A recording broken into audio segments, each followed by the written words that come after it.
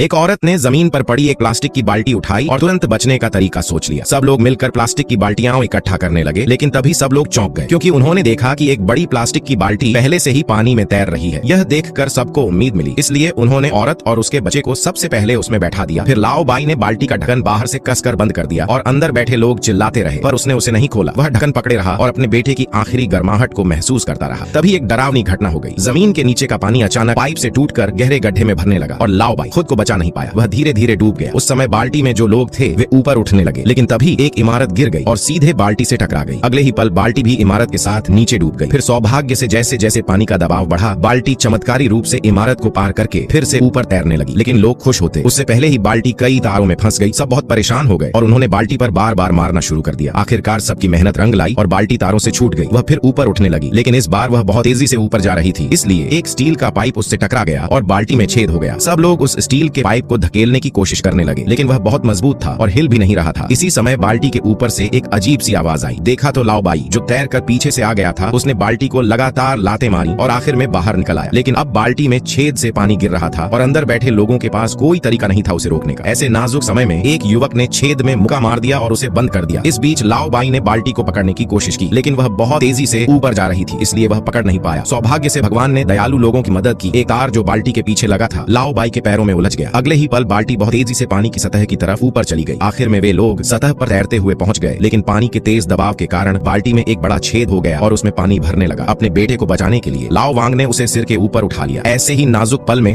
बाल्टी का ढक्कन खुल गया और लाओ बाई जो आपदा से बच गया था फिर से आ गया। जब बचाव दल को उनका संकेत मिला तो उन्होंने तुरंत उन्हें निकालने के लिए क्रेन मंगवाया।